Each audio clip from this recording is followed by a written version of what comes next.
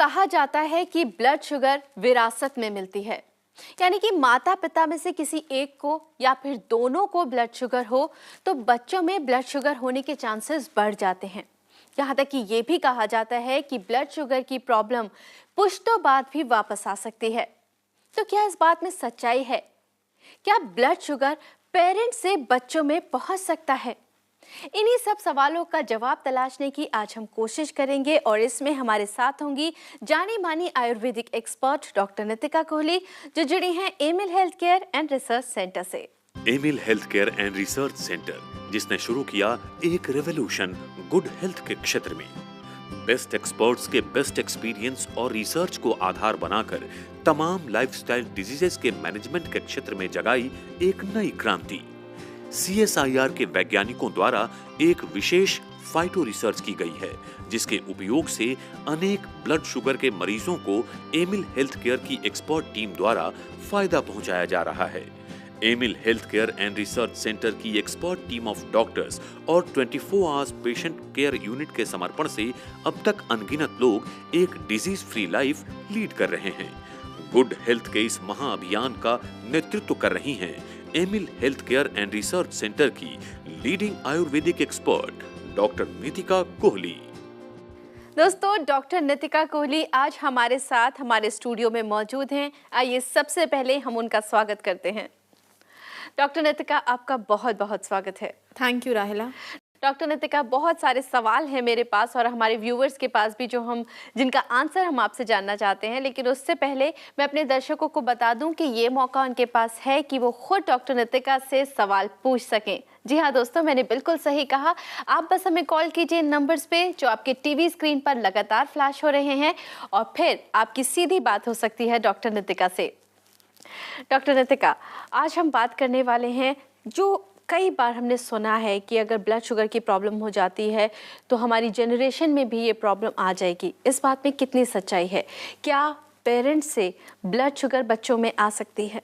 देखिए राहिला, यहाँ पर हम बात करें जेनेटिक होने की या ना होने की, आनुवांशिक है या नहीं है।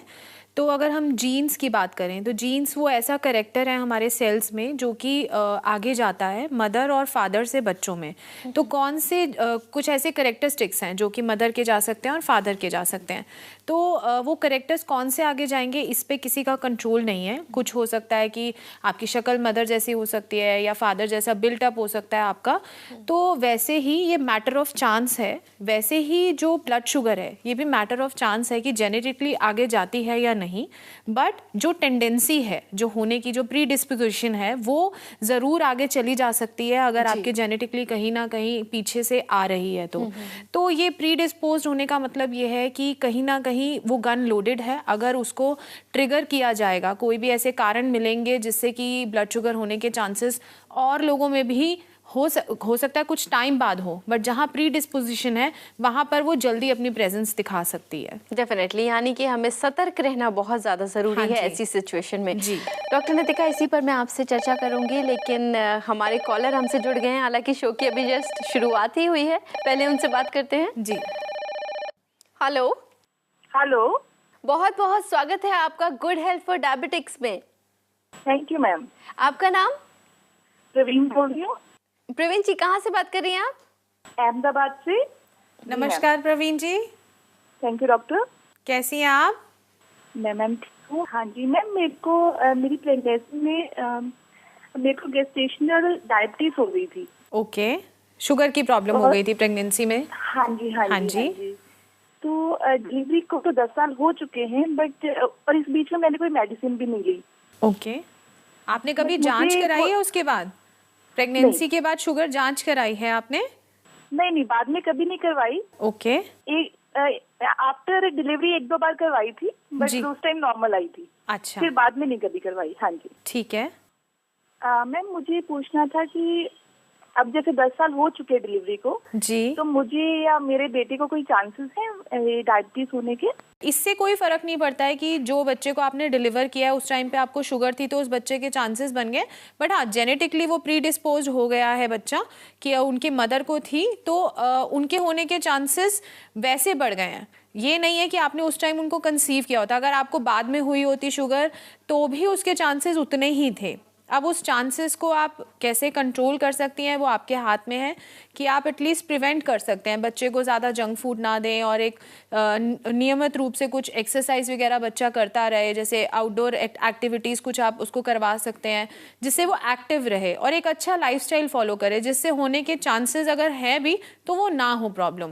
जी, thank you ma'am. Thank you so much for calling. Thank you ma'am. दोस्तों, हमारी इस मुहिम में आप भी शामिल होइए, आप भी हमारे साथ डटकर मुकाबला कीजिए ब्लड शुगर का।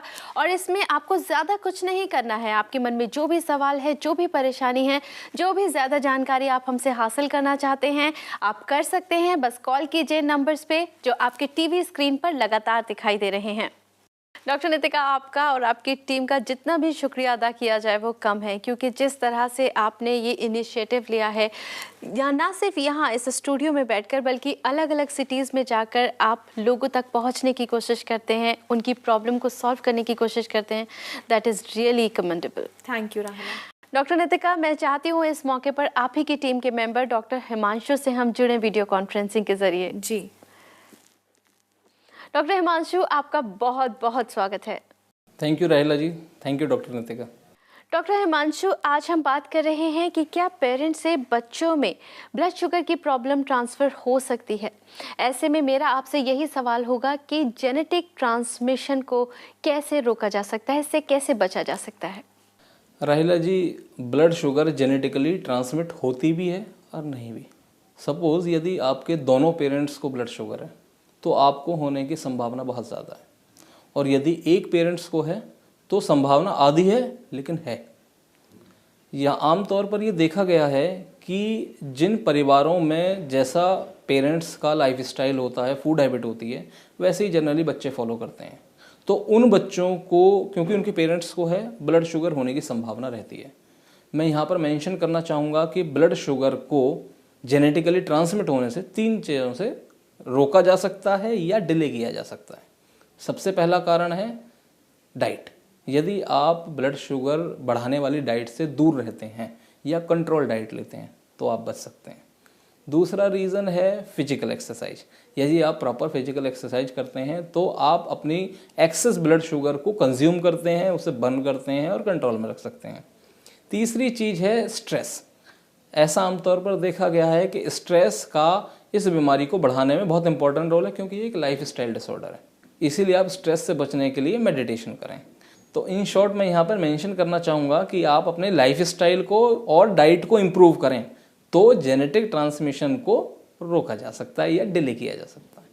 Thank you so much doctor Himanshu for joining us and giving us this valuable information. Thank you Rahila ji for having me here. Doctor Nitika, हालांकि कई सारी ऐसी बातें हैं जो लोग कहते हैं जिनमें से ज़्यादातर झूठ होती हैं, ज़्यादातर मिथ साबित होते हैं। ऐसे में एक सवाल मेरे मन में जो आ रहा है डॉक्टर नितिका, वो ये कि जेनेटिक्स के अलावा और कौन से फैक्टर्स हैं जो अफेक्ट करते हैं।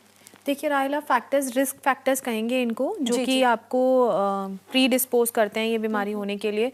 तो ओबेसिटी आई थिंक उसमें से सबसे इम्पॉर्टेंट है। मोटापा जो आजकल बहुत ज़्यादा देखने को भी मिल रहा है, और मोटापा कहाँ पर है ये भी बहुत मैटर करता है। अगर वेस्ट के अराउंड मोटापा या एब्डोमेन पे ज़्यादा है तो ये जो ओबेसिटी है ये बहुत ही ज़्यादा आई थिंक प्री डिस्पोज करती है शुगर होने के लिए। फैट मेटाबॉलिज्म क्योंकि वहाँ पे ऑल्टर हो रहा होता है और जाके कार्बोहाइड्रेट मेटाबॉलिज्म भी उससे इफेक्ट होने लगता है। और अगर हम बात करें लाइफस्टाइल की, चूँकि ये लाइफस्टाइल डिसऑर्डर है तो बहुत मेजरली हम देखते हैं कि जिन लोगों का लाइफस्टाइल ठीक नहीं है या डाइट ठीक नहीं है या टाइमिंग्स ठीक नहीं है या जिनकी लाइफ में एक्सरसाइज बिल्कुल इंक्लूडेड नहीं है, उनको भी चांसेस ज़्यादा हैं ये बीमारी होने के। और साथ ही साथ अगर हम बात करें कुछ और मेटाबॉलिक डिसऑर्डर्स की, तो जैसे कि अगर हाइपरटेंशन है या कार्डियक प्रॉब्लम्स हैं जिन लोगों को, उन लोगों के चांसेस भी ज़्यादा हैं। ऑलरेडी उनका मेटाबॉलिज्म जो है वो बॉडी में बिगड़ा हुआ है और वो रिस्क जोन में है शुगर की प्रॉब्लम होने के। डॉक्टर नितिका, एक और कॉल ले लेते हैं हम पहले। जी, हेलो। हेलो, बहुत बहुत स्वागत है आपका गुड हेल्थ फॉर डायबिटिक्स में। Thank you. आपका नाम? मेरा नाम सुलेमान है। सुलेमान जी, कहाँ से बोल रहे हैं आप? जी मैं मुंबई से बोल रहा हूँ। नमस्कार सुलेमान जी, कैसे हैं आप? जी मैं बिल्कुल ठीक हूँ। हाँ जी, बताइए। डॉक्टर साहब, मैं आपका प्रोग्राम देख रहा था। हाँ जी। आप लोग बात कर रहे थे माँ बाप से बच्चों में जाते हैं जो ब्लड शुगर। जी डॉक्टर साहब, ऐसा है कि मेरी एक बच्ची है 12 साल की, हाँ जी, और जो उसकी नानी है ना, हाँ जी, उनको शुगर है। अच्छा, और अभी 6 महीने पहले मुझे मालूम पड़ा कि मेरे को भी शुगर है। अच्छा, लेकिन मेरी बच्ची तो 12 साल की थी, उसको था नहीं, है भी नहीं। लेकिन मुझे ऐसा लगता है कि आपकी बात सुन रहा हूँ तो क्या उसको शुगर हो सकता है क्या?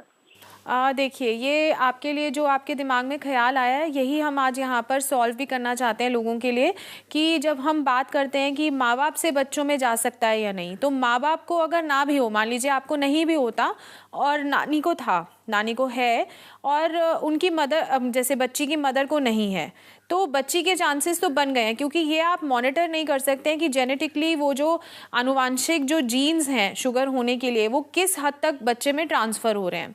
तो अब यहाँ पर आपकी बच्ची के लिए, क्योंकि पैटर्नल साइड मतलब कि फादर की तरफ से भी आपके लिए, आपकी तरफ से भी पॉजिटिव है और मदर की तरफ से भी पॉजिटिव हिस्ट्री है, तो वो बच्चे के लिए हिस्ट्री जो है वो काफ़ी स्ट्रांगली पॉजिटिव हो गई है। तो जहाँ हम बात बताइए। पर इसके लिए, जैसे मेरी बच्ची है अभी, इसको छोटी है, अगर इसको होना ही है सपोज, तो इसके लिए मतलब अगर दवा दारू अभी से चालू करेंगे तो वो तो बहुत स्ट्रांग दवा होती है, उसको तो दे नहीं सकते, तो क्या कर सकते हैं इसके लिए? पहली बात तो स्ट्रांग दवा ऐसी नहीं है कि बच्चों को दी नहीं जा सकती।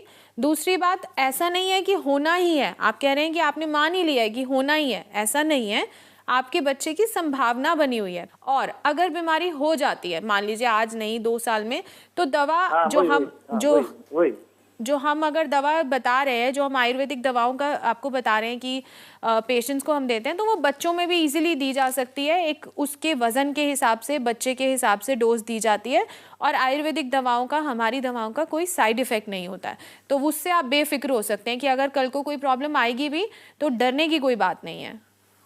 हाँ, मेरा यही सवाल था मैडम, कि सब लोग गारंटी बोलते तो होगा ही होगा, नहीं, मैंने यही कंफर्म करना था आपसे कि होगा ही होगा, ऐसा सब बोलते तो थोड़ा डर तो लगता ही है ना। नहीं, होगा ही होगा ऐसा जरूरी नहीं है।